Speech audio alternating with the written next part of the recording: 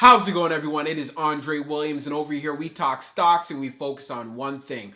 Always protect your profits. We also got to put in the disclaimer. I'm not a financial advisor, and this isn't financial advice. You just know when you do invest, you're doing it at your own risk. So today we're going to be talking about Palantir. Yes, I do know they have earnings that is coming out tomorrow, and it's part of the reasons why I want you to keep it on your watch list. If you've been thinking about adding to your position, hey, this is a video that you really need to see, or maybe if you're thinking about establishing a position. So before we get started, let's go through the agenda. Like I do in all my videos, you can find timestamps down below in the description. So the first thing that we're going to be going over is an article on Seeking Alpha talking about, hey, why they're going to be loading up on Palantir stock around earnings time. I feel like it was a great read, and that's why I want to share it with you guys. And then after, when that's done, we're going to be doing a technical analysis. We want to see how far can Palantir potentially pull back to. Because if we know what those particular areas are, I feel like this is a stock that we can get at a really good price. After that, we're going to be taking a look at the institutional ownership. Are institutions loading the boat? What is the overall market sentiment looking like in regards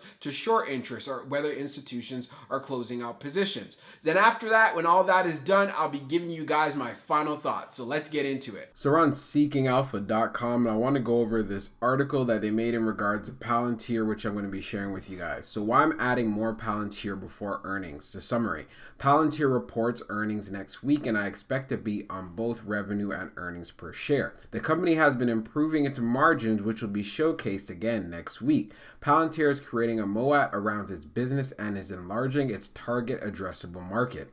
Thesis summary: Palantir shares have traded flat for over a month, now making many impatient owners question their investment. However, with earnings due next week, I feel like this is a good time to add to my position. Various factors have come into play in the last few months, which the earnings will bring forward. This will make investors look at Palantir in a different light and realize its full potential. Expecting an earnings beat. After the last earnings report, Palantir stock fell despite beating on revenue and earnings. Some say that the forward guidance given was disappointing. For the upcoming quarter, revenue is expected to be $332.31 million, a 38% year-over-year increase. On the earnings front, Palantir is expected to deliver 0.04 per share. There are a few key reasons why I think that Palantir will beat these estimates. Firstly, as mentioned above, Palantir gave conservative guidance in their last earnings call. I think this was done deliberately to set lower expectations. I believe the company should easily surpass 40% revenue growth, and if anything, this will accelerate in the future. It seems like every other day we get news of Palantir acquiring a new contract, the latest of which includes $32.5 million contract with the Air Force. It would seem, though, that I'm not the only one expecting good earnings and a better stock performance from here on out. It looks like institutional investors have taken this opportunity in the last few days to initiate or add to their positions in Palantir. And as you can see here, they added an image here in regards to what they saw in Fintel and institutional ownership, which we showed quite a bit on this channel, and it's definitely looking bullish. Looking at the 13F filing, it is clear that the trend is moving towards institutions buying shares of Palantir. And of course, we know Cathie Woods has also added more Palantir this week. According to Fintel, institutions now hold around 19% of outstanding shares. Margins. Of course, revenues are just half the equation. Most Palantir bears point to the fact that the company isn't profitable, but this is not necessarily true depending on how you measure profitability. Furthermore, we have already seen some great improvements in profitability in the last year, and this is surely where the focus will be in the upcoming earnings call. If things keep moving in the direction they have been, we should see a pleasant surprise. In the last earnings presentation, we saw very encouraging growth in both gross margins and contribution margins, which can be attributed to a few factors. Firstly, revenue per client has increased dramatically. The average revenue per customer increased 41% from 2019 to 2020. And on top of that, the company has been able to reduce its deployment times, which has helped reduce costs and increase profitability. Most encouraging is the fact that the company achieved this operating leverage in all phases of its business. These metrics will be scrutinized during the next earnings call, but there is no reason to believe they should move in another direction. Palantir has been able to achieve operating leverage and is successfully helping its customers grow, creating a moat in growing the TAM. Last but certainly not least, Palantir is positioning itself incredibly well for the coming years and even decades. The business of data analytics is growing fast, and this isn't just limited to government contracts.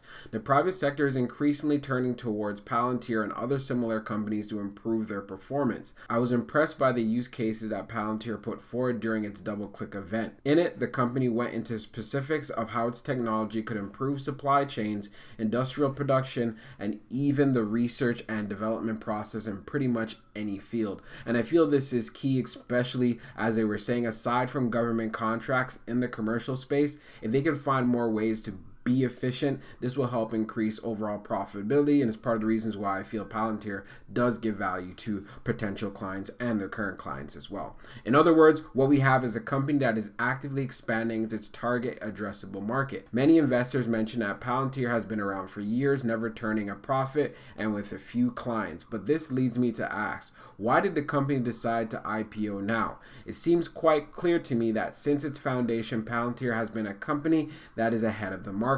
For the most part, companies don't go to Palantir asking for a specific service. They go to Palantir and ask them what they can do for them. Palantir then invests time into getting to know its client to maximize what their software and AI can do for them. The point is that Palantir's technology is ahead of the curve, but this curve is catching up, which I think answers that question of why Palantir decided to IPO last year. In the next few years, we will see more and more companies become interested in what data can do for them.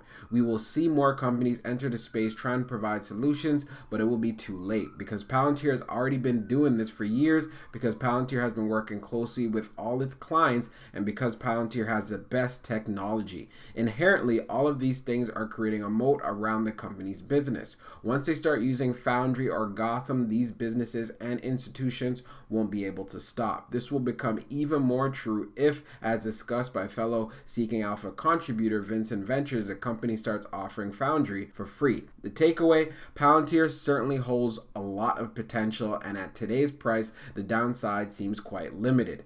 Data and analytics will be one of the highest growth segments of the future, and in my opinion, it holds much more promise than EVs or renewable energies, because these are actual services that will make the economy more efficient.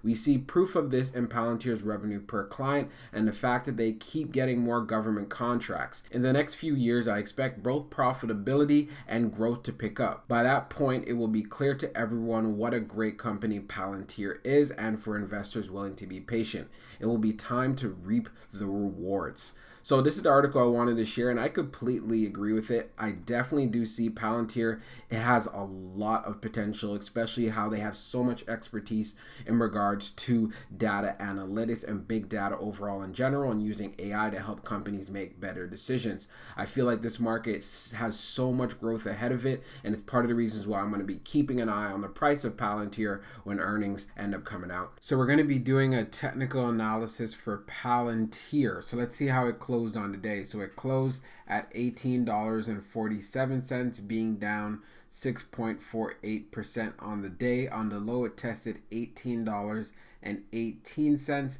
and then on the high, testing $19.30. We also need to take a look at the fact in after hours, Palantir ended up closing at $18.08, which I see on my Webull app.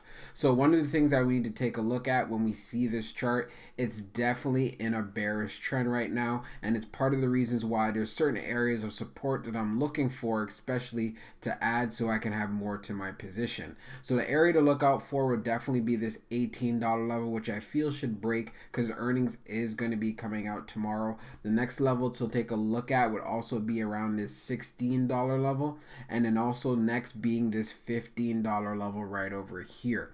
So those are the areas I'm going to look out for, 15 and 16. If it does go to 17, I'll add a little bit, but I'm really trying to add heavy between $15 and $16, and also seeing how the rest of this week actually progresses.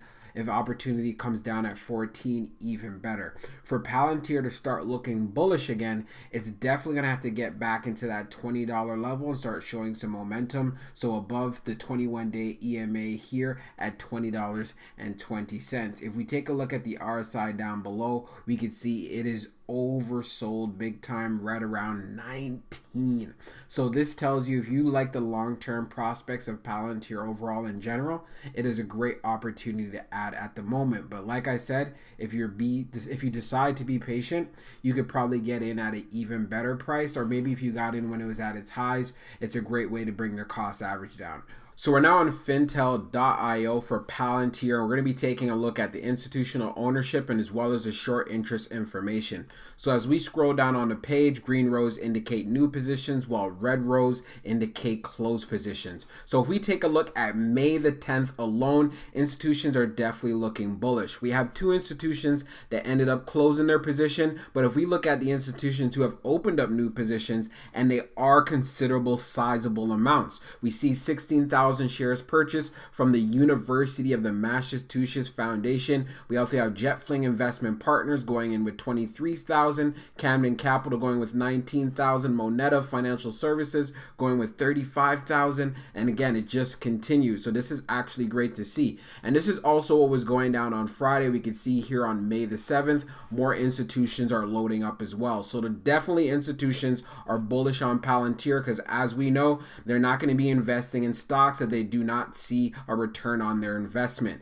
We take a look at the short volume ratio. It stands at 17%. So it is under 21%, which means overall market sentiment seems pretty good. We look at the short shares availability. It stands at 10 million. And as far as the short ball free rate, it is at 0.31%. So it's not that high. And this was updated 9 minutes ago. If we take a look at the history of the short volume ratio, where it's at currently at 17 or at 16.64, and taking into consideration this was as of Friday, it's definitely looking good and it's staying consistent. Aside from what we had here on May the 5th where it was 28.78, it's been within this range, as you can see, 15, 15, 19. So it's definitely right around its average. So I'm definitely looking forward to see how it looks like tomorrow. And I do believe, and I'm looking forward to seeing a strong earnings report from Palantir. So for my final thoughts for Palantir, with earnings coming out tomorrow, I'm going to continue to keep a close eye on it. I'm going to be looking to add to my position, get my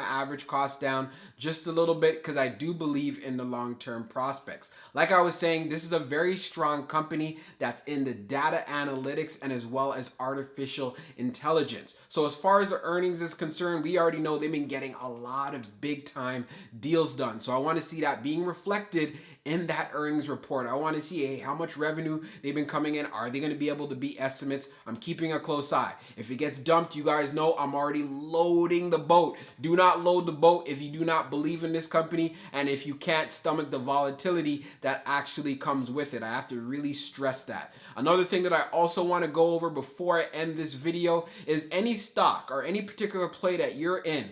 I know the market, it hasn't been the greatest. A lot of stocks are getting beaten down.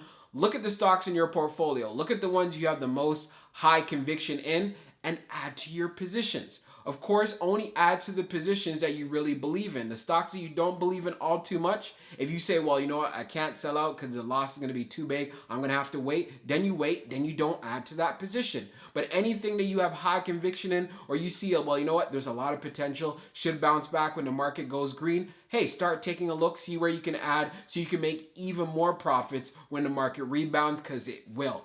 Hope you guys enjoyed this video, and we'll be talking real soon.